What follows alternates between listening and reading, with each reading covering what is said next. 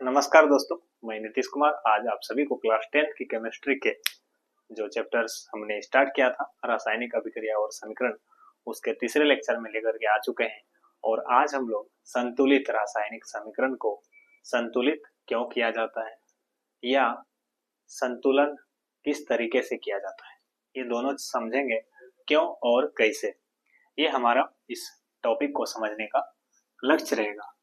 तो सबसे पहले, जैसे कि हमने बात किया था क्लास 9th में, द्रव्यमान संरक्षण का नियम। क्या बात किया था? द्रव्यमान संरक्षण का नियम। और ये किसके द्वारा दिया गया था? लेवोजियर के द्वारा, एक रसायन शास्त्री थे। लेवोजियर भी बोलते हैं, लेवोसियर भी बोलते हैं। तो इनके द्वारा बताया गया था कि द्रव्यमान का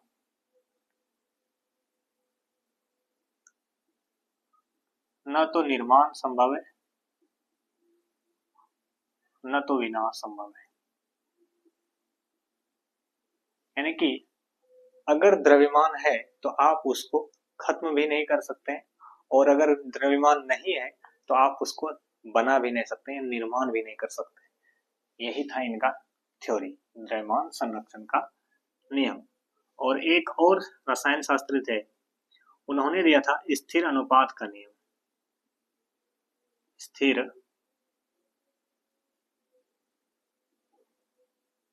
अनुपात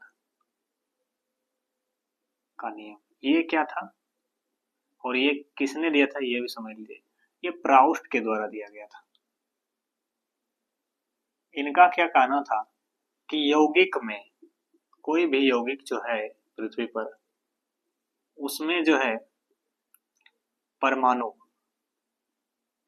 अलग अलग तरह के परमाणु और परमाणु, यानी कि भिन्न भिन्न तत्वों के जो परमाणु होते हैं उनका अनुपात स्थिर होता है।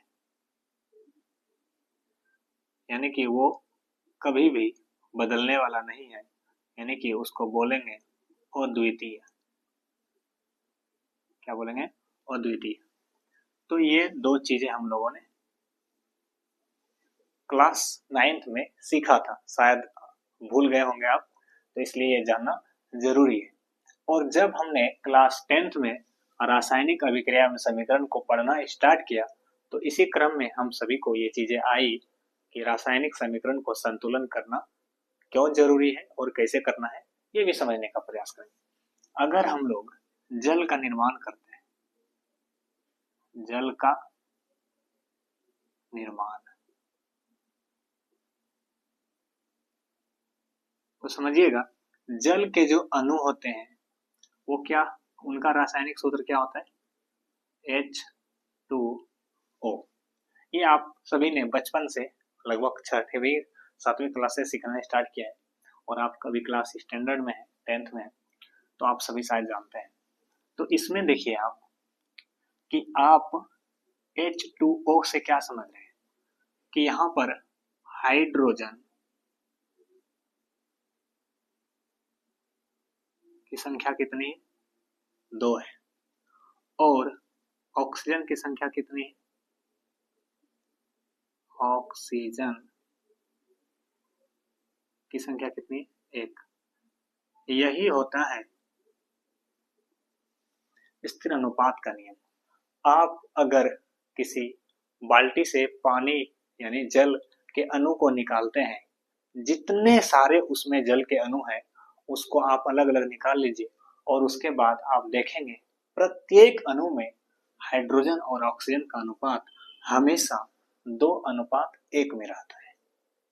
और समझिएगा, अगर हम जल का निर्माण कर रहे हैं, क्या कर रहे हैं? जल का निर्माण कर रहे हैं, तो जाहिर सी बात है कि हाइड्रोजन और ऑक्सीजन से हो रहा है इनका निर्माण। तो हाइड्रोजन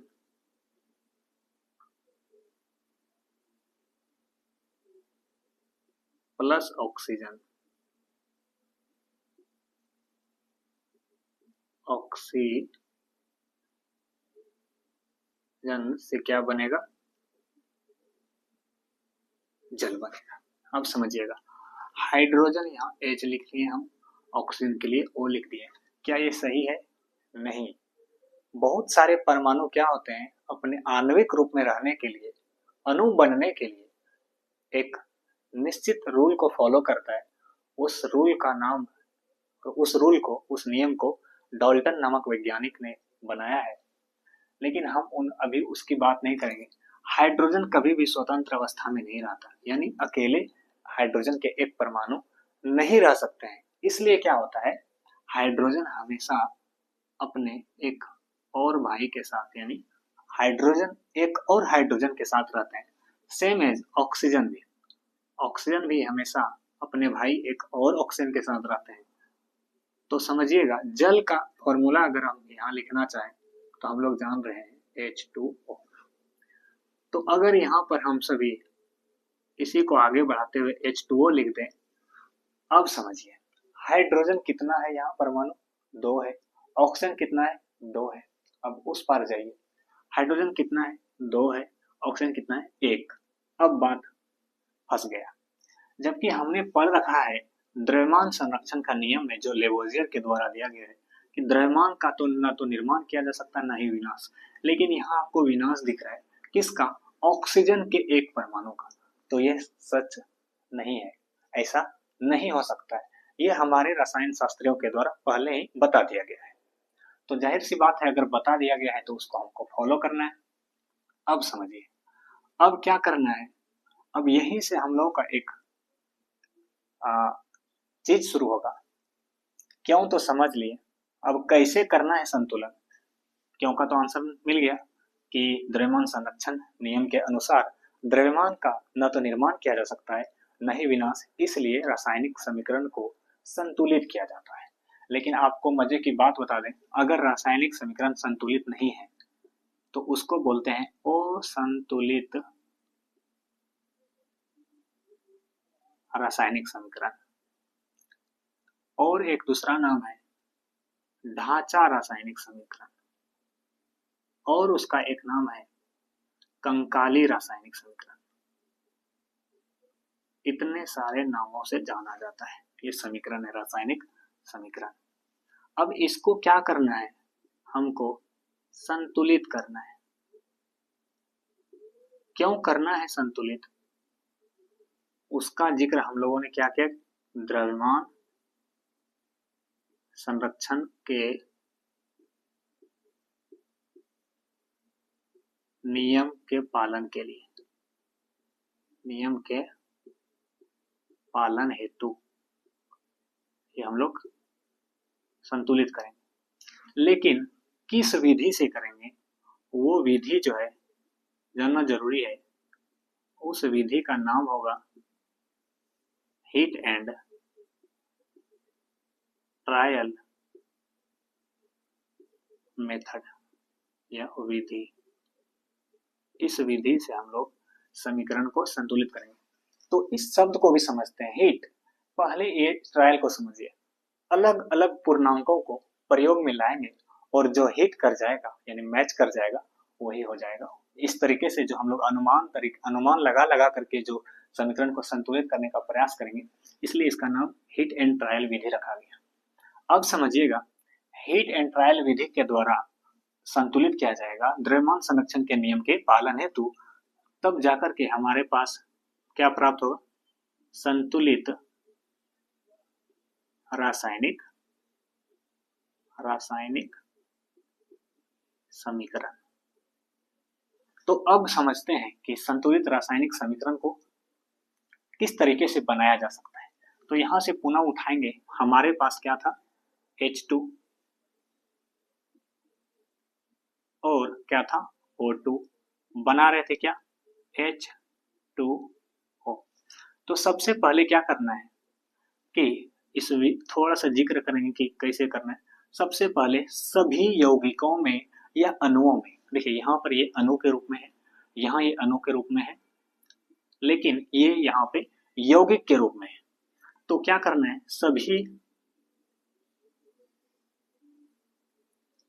ये क्या है हमारे पास उत्पाद और ये हमारे पास अभिकारक और उत्पाद, सभी अभिकारक लिख देते हैं पूरा, एवं उत्पाद को बॉक्स के भीतर बॉक्स से ढक देना है, ढक दिए।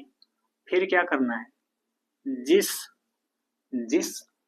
अभिकारक या उत्पाद में अधिकतम परमाणुओं की संख्या है उसको संतुलित करने का प्रयास करें। चिन्हित करना है अधिक परमाणु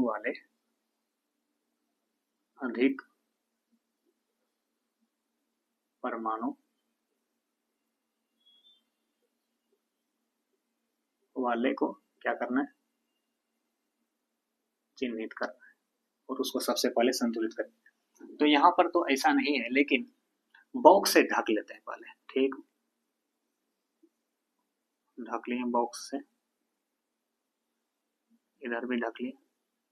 अब समझिएगा हाइड्रोजन हमारे पास कितना है, यहाँ अभिकारक में 2 है और यहाँ पर कितना है 2 है, चलिए ये संतुलन है। लेकिन ऑक्सीजन क्या है 2 है और यहाँ पर 1 है। अब समझिएगा खेल यहीं पर शुरू होगा कि दोनों साइड ऑक्सीजन को सेम होना था, लेकिन एक ऑक्सीजन का विनाश हो रहा था जो कि संभव नहीं है द्रव्यमान संरक्षण के नियम के अनुसार। अब क्या करना है, आप बॉक्स के अंदर कोई भी बदलाव नहीं कर सकते। क्यों नहीं कर सकते हैं, इसका भी आंसर यहाँ पर है, स्थिर अनुपात का नियम।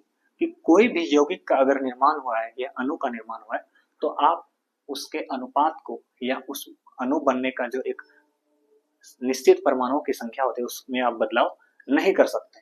ये किसने बताया है, प्राउस्ट ने, स्थिर अनुपात का नियम। इसलिए इसको ढकते हैं किससे, बॉक्स से। तो अब क्या कर सकते हैं, ऑक्सीजन को 2 बनाना है और हमारे पास उसको छेड़छाड़ करने के लिए अंदर में जगह नहीं है, तो बाहर में चेंज करेंगे और यहाँ पर गुणांक का प्रयोग करेंगे। इसका गुणांक का, तो गुणांक का प्रयोग कहाँ होता है, आगे। तो आगे करने के लिए अगर ऑक्सीजन 2 है तो यहाँ पर भी 2 पुराना है, पूरा करना है तो यहाँ पर भी लेना होगा 2। अब समझिए ऑक्सीजन कितना हो गया 2, हाइड्रोजन कितना हो गया 2 दूनी 4। इसको मल्टीपल करेंगे, अंदर वाले जो परमाणुओं की संख्या जो लिखी गई हो रही है उसको क्या करेंगे, बाहर वाले से गुना करेंगे, तो 2 गुना 2 4 हो जाएगा।